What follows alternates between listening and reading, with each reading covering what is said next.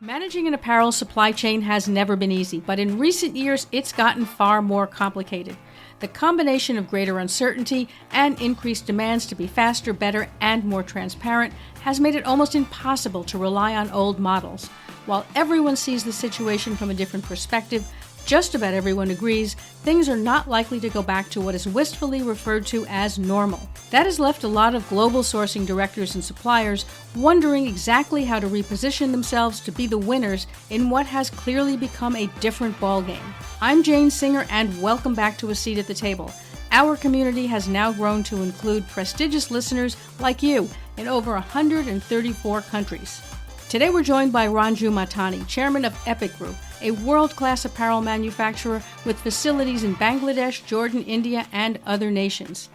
Ranju is one of my industry heroes. He has been a pioneer in bringing automation into his factories long before others were even talking about it.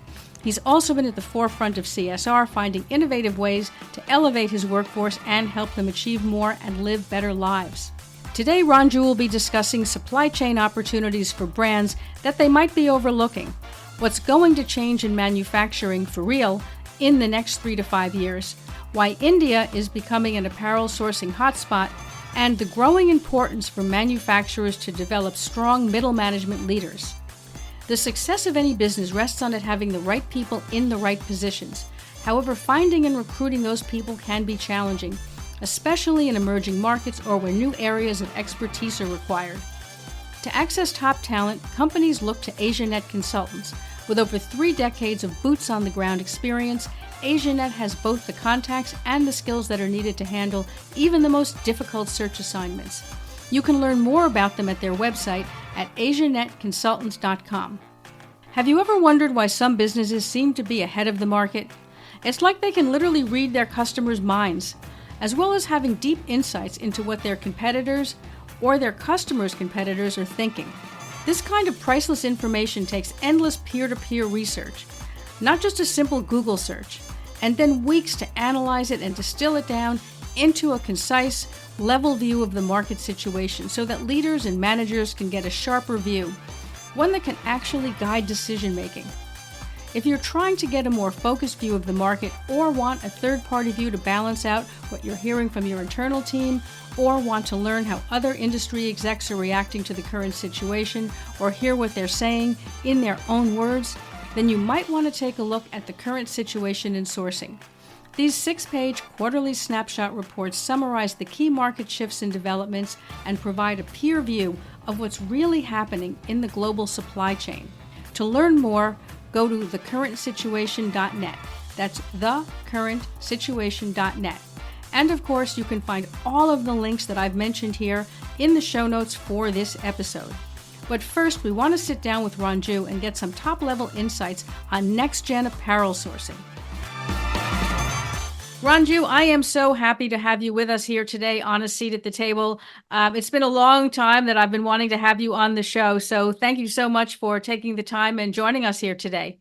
Thank you. It's absolutely my privilege and my pleasure to be on A Seat at the Table, and I look forward to talking to you, Jane, today. Well, thank you. I think that, as we all know, brands are facing a range of challenges right now. This has more buyers that are looking for new solutions that can help them not only get better products at better prices, which of course everybody has always wanted, but people want things in less time. They want more agility. They want more creativity. So there's a lot of challenges. And yet at the same time, of course, challenges usually mean there's a lot of opportunities as well. As one of the industry's leading apparel manufacturers, what do you see as the big opportunities right now for brands? From your perspective, what might they be overlooking? Jane, I think, the world is changing so fast that we all have to keep evolving ourselves, keep challenging ourselves. But, we think that a challenge is an opportunity. So one of the big challenges that the brands and the retailers have faced over the last few years with COVID and with things going up and down is the word inventory. Now, this inventory word can be a bad word or a good word. And I think that challenge is an opportunity because, and I look at this more from a supply chain standpoint, that there are value addition supply chain suppliers, manufacturers, or others who can actually help the retailers and brands bring flexibility to the table, manage their inventories better. Obviously, having inventory when goods are not selling is a bad word. Having no inventory when goods are selling is also a bad word. So, how are you always be having the right inventory at the right time?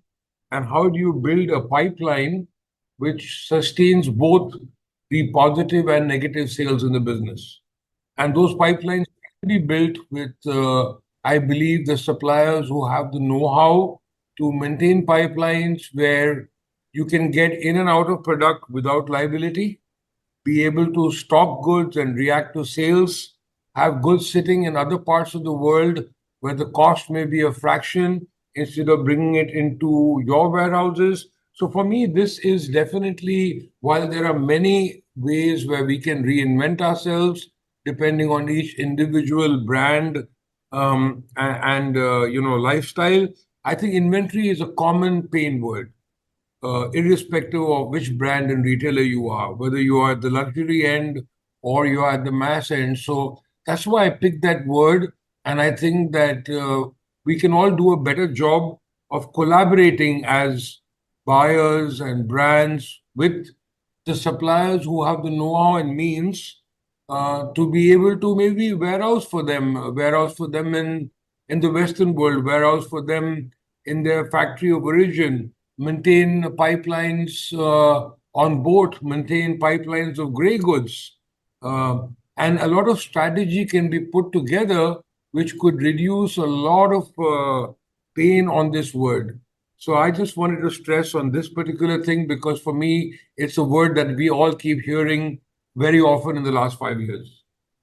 Yeah, absolutely. I mean, certainly inventory has, as you pointed out, been a pain point, both too much and too little. And it's been very difficult for people to figure out what do they do about that so that they have the right things in the right place at the right time. And at the same time, now coping with interest rates being particularly high. Excuse me, there's a carrying cost on that. So it is a very delicate balance, as you're pointing out. Absolutely. And they're carrying that inventory on in their books of accounts, right? And that is going to obviously affect their balance sheet and their profitability besides eating up warehouse space. So I think, like I said, it's a challenge, but it's an opportunity for us to all work together on.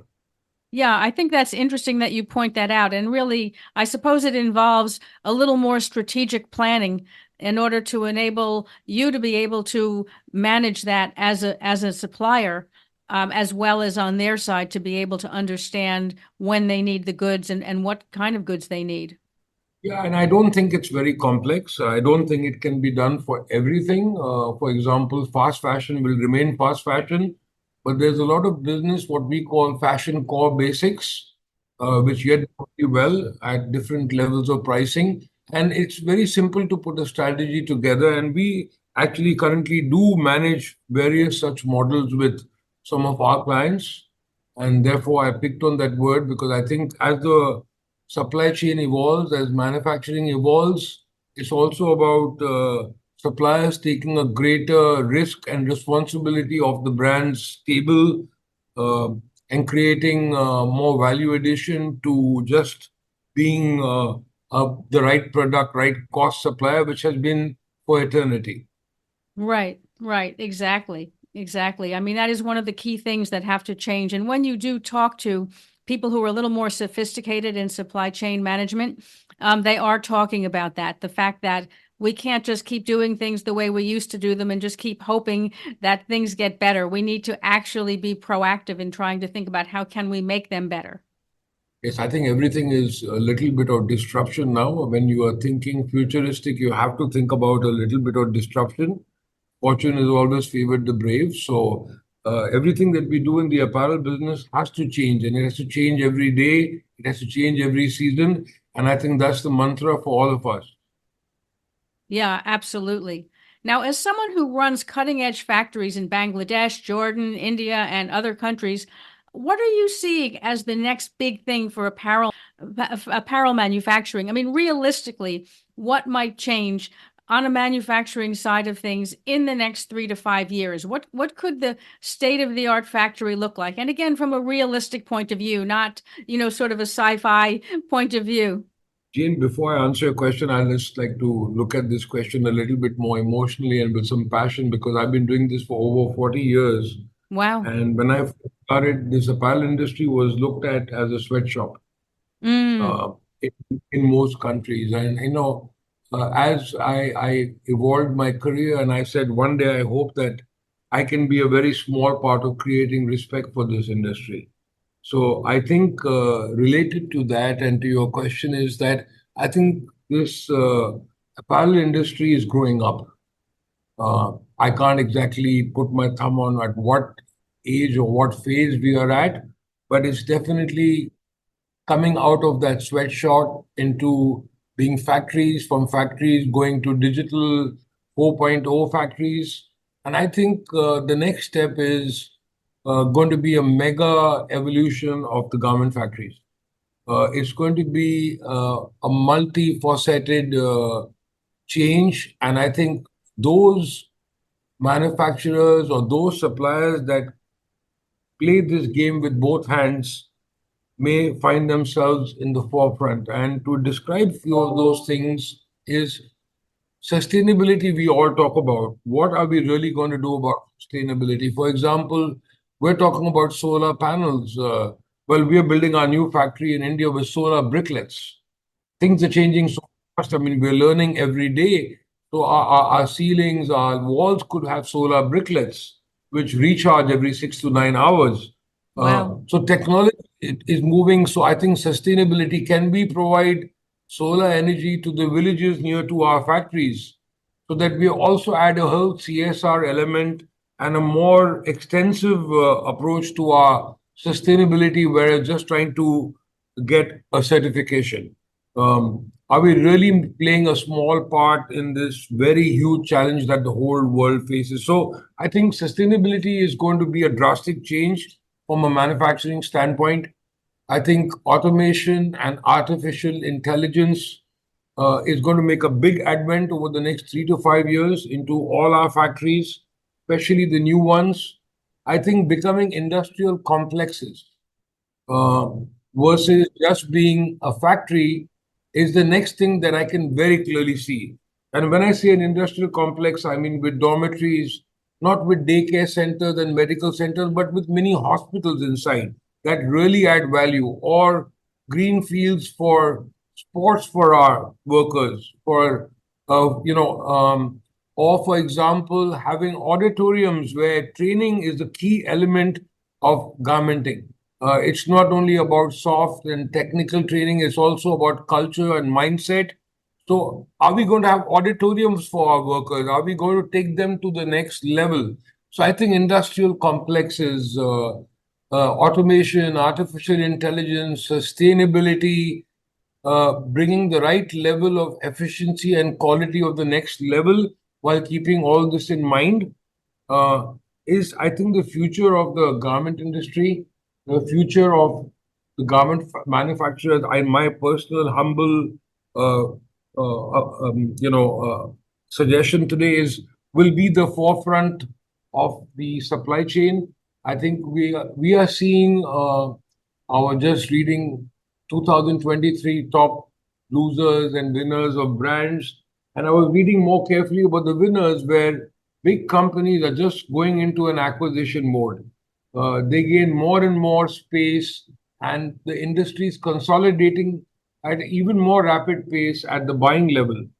So I feel personally that consolidation that has happened on the supply chain is probably going to take a different momentum now, with the industry becoming more difficult, with the world economies being challenged, and obviously with the fragile status of various other, uh, you know, skirmishes and other battles that we see going on, and the interest rates that we see with GDPs diminishing in some of the major countries. So I think there's a lot on the plate, and you have to reinvent your manufacturing. Of course, with that manufacturing, if you are able to offer design, inventory control, be able to provide very sound financials to your clients because they don't want to work with a supplier who's going to go under, uh, or have the right credentials is definitely for me the future, where really is the cheapest cost the right way to go? Is the cheapest cost the cheapest landed duty paid cost? Or is it something that you buy at $3, cost you $6 because of mistakes? Right. Or are you better buying it at $354 and go to sleep in the night? It's really what it costs you when it reaches your warehouse is what people should consider. And all this, as I keep jumping from one to the other, it's all correlated. Uh, and as you can see, I'm very passionate about what I say because for me, this is really now, I think, want the apparel industry to take the next big leap where compared to the automobile industry and the pharmaceutical industry. Yeah, I think that's really such a forward-looking point of view, and it does correlate with a lot of what I'm hearing on the buying side of things from what the more sophisticated players are looking for. And you're right, you can kid yourself into thinking that the cheapest price is going to end up being the cheapest price, but oftentimes, as you're pointing out, it ends up being a lot more expensive and a lot more headache. So you really didn't save anything in the long run just by running around chasing price for the sake of a cheaper price. I think another thing that has come up that people have been discussing, and that is from a manufacturing point of view, is the development of more what you might call middle management, because previously factories were really more skewed towards very senior management, and of course a lot of workers who you looked for more and more skilled workers to do a better and better job more efficiently and so forth. But now things are getting, as you're pointing out, more complicated. There's more technology. Customers want more sophisticated services. So that sort of means the need to cultivate that middle to upper middle management sector that was not that prevalent in most factories. What do you see happening around that? I think, Jane, you hit the nail on the head because everybody is very top heavy and they think they get the right person on top and everything will become automatic, right? But unfortunately, it doesn't work that way. It's more a bottom to top approach that we need versus a top to bottom approach. And really, you talk about middle management, I think it's very important today. But if you ask me 3 to 5 years from now, do we really need a middle management? We need a very lean top management and we need to make our workers into managers. We need our workers to manage themselves. That's the future. And if you provide them the right tools, be it RFID or artificial intelligence, educate them, train them, we should not underestimate the workers, irrespective of the country that they're from. Because everybody is exposed to the world. The internet has changed even the poor people's lives. So why should we underestimate them? So from our company standpoint, I think you hit the nail on the head. But our focus is on the workers. If the workers understand the culture, the mindset, where the goods are sold, what are the quality expectations, the management at the middle and the top should be bare minimal, which adds a lot of cost. Like they say, too many chefs spoil the broth, Right. and therefore we need to keep it very, very simple. And we also know that even at the worker level, the lesser hands the product goes through, the better chances of it having the highest quality is always a standpoint whether you're manufacturing anything. Yes, absolutely. Now, speaking of workers, you have a massive staff of workers. How do you keep people when you have a team that's that big? How do you keep people engaged and energized, especially in an industry that is demanding, such as apparel manufacturing? But Jane, you just said it and related to your earlier question. I would say that apparel manufacturing is one of the toughest businesses. I was talking to one of my friends who similar business, but more of a middleman, and he says, "Why do you do manufacturing? It's so tough, managing so many people and dealing with so many other aspects about food and canteens and dormitories and medical centers." And I said, "Listen, it's something we enjoy. It's something we see a future in." But like you said, it's a very, very tough business and it's labor intensive. So the most important people in our company, I've always maintained this for more than 25 years, is the workers and the associates in our company. If we do not have a happy workforce, we have nothing in our factories. We will not have the right quality, we will not have the right productivity. So, managing these people is not an easy job. And so, I'm not going to confess that we've got it down to a science, but you keep endeavoring to keep improving and doing things better. In the process, I would first say that before we do anything fancy, is to get the basics right. Are we providing them a safe and clean environment? Are we treating our workers with respect? Is our middle management uh, handling our workers through counseling versus pressurizing? These are some basic things that go wrong in the apparel industry, and we first need to get the basics right. If we have the basics in place, if we can communicate from top to bottom, bottom to top with our workers, which we should not underestimate, I can tell you that when I go to the factories now, uh, my job is to talk to the workers, to get 5 batches of 500 workers at a time and communicate to them and tell them what's the vision of the company, what's the culture of the company, what is the expectation, so that they understand that no middle management or anybody else can take advantage of it because we've communicated right from top to bottom, bottom to top. So our focus is always 70% on the basics, creating that congenial atmosphere, and then creating what we would say out of the box, make creating a happy workforce. And these could be small things to big things. For example, we've sent students from in Bangladesh to the Asian University of Women in Chittagong, spent huge amounts. The lady workers have come out speaking fluent English. One of them has started doing their own business. I am so impressed with the result that we've decided to send another 25 of them. These are small things. We do in all our factories vision test, provide them free lenses and frames wherever, because some of them have never checked their eyesight, because they're so caught up with the necessities of life. We just built a new factory in Jordan with dormitories. We have entertainment centers there. We have washing machines and drying machines there versus thinking that they would be washing their clothes in an old-fashioned manner. We have huge green fields. We have volleyball events, football events, table tennis. It keeps them, something to look forward after a hard days of work. We offer, for example, in Jordan, where we have 5 nationalities working for us, we offer 5 different nationalities of cuisine. I personally eat in the canteen, and I'm amazed that one day I'm eating Indian, next day Sri Lankan, third day Nepali or Jordanian food.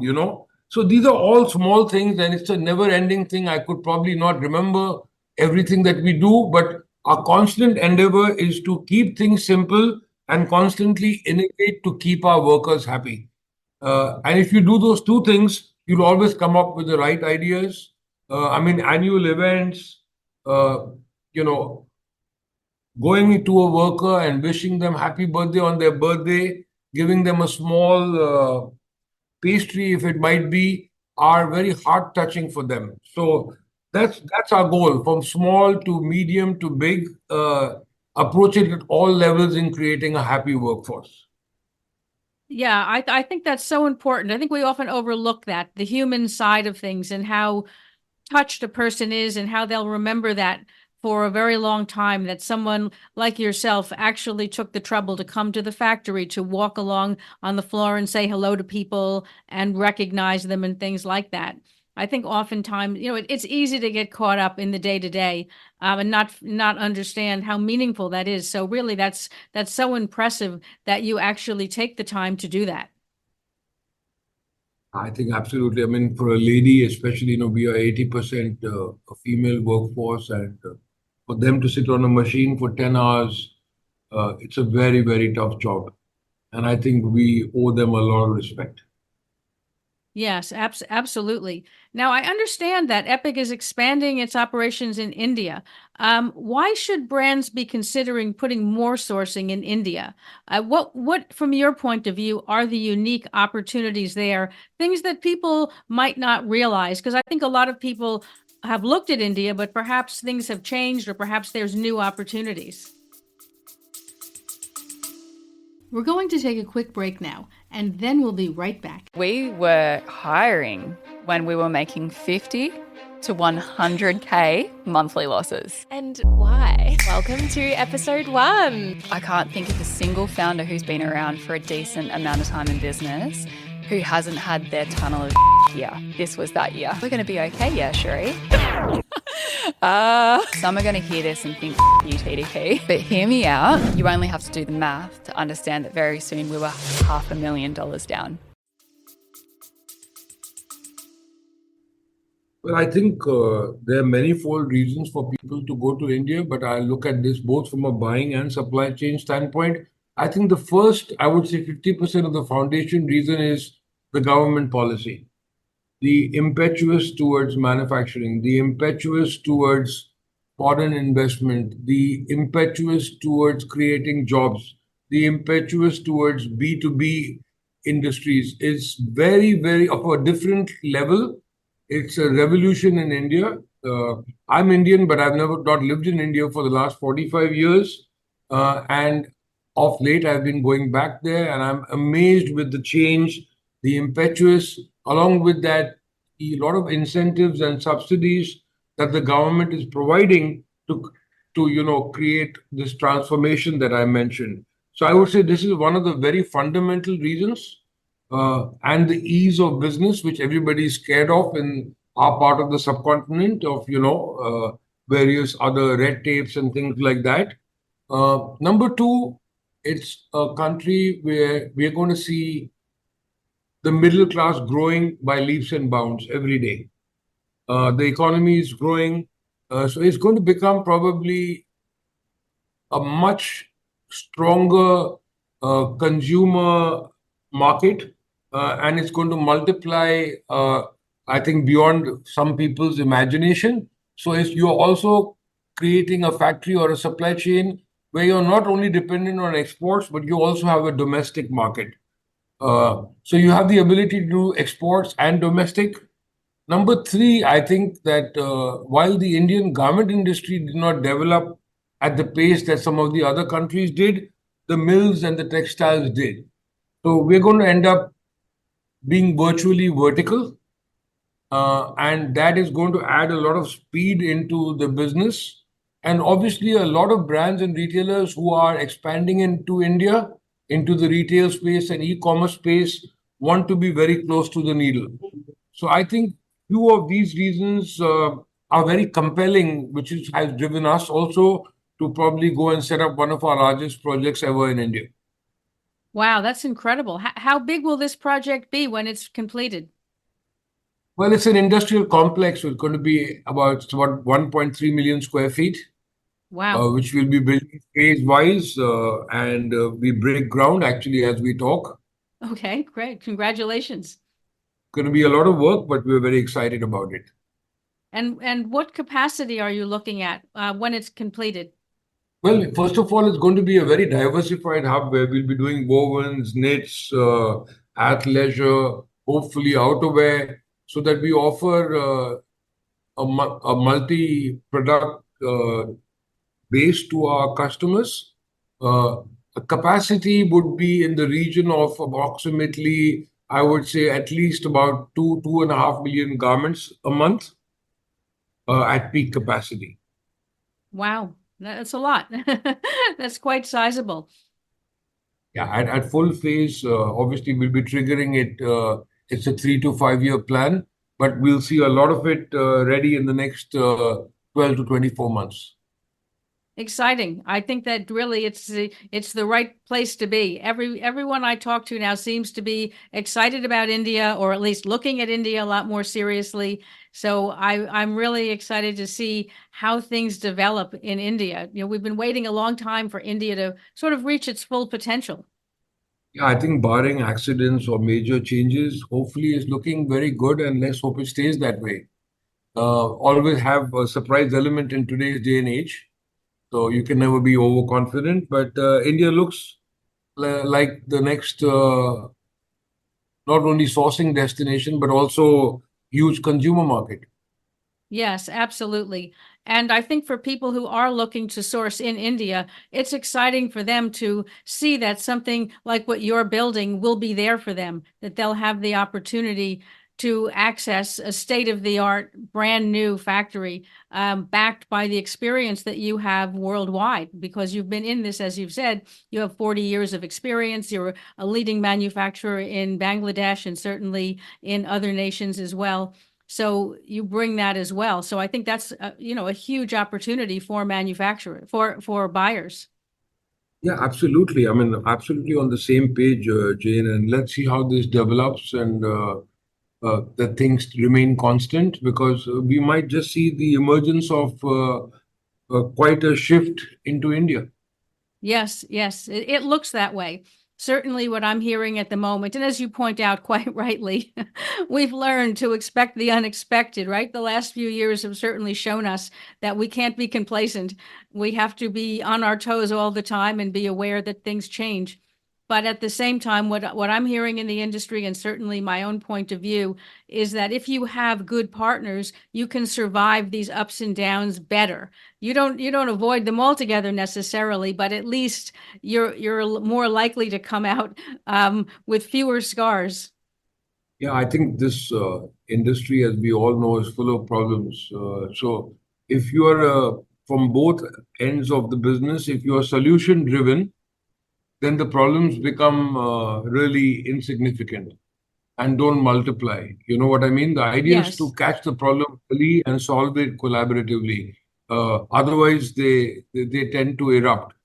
So our goal is always to try and catch a problem early, be very transparent, not talk about transparency, but practice it. You know what I mean?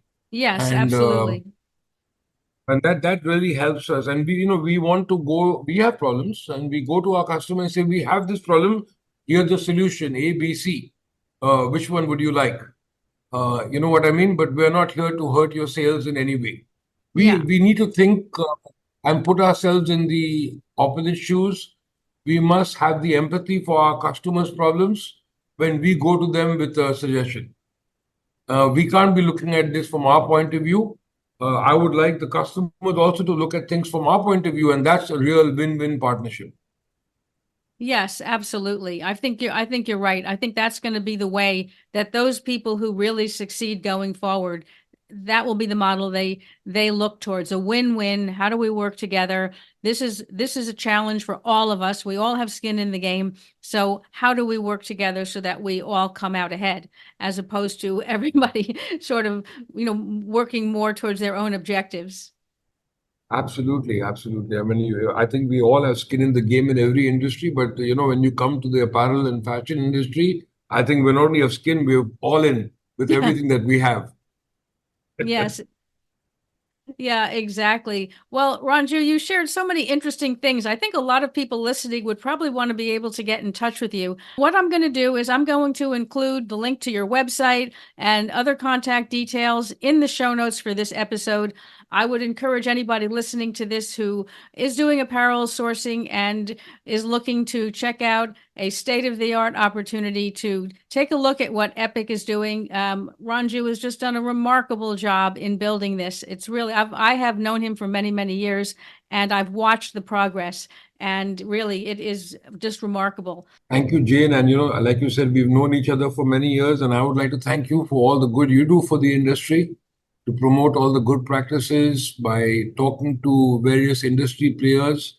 And I read your magazine very intently, your updates very intently, and thank you for being, I would say, a neutral referee in this very changing industry.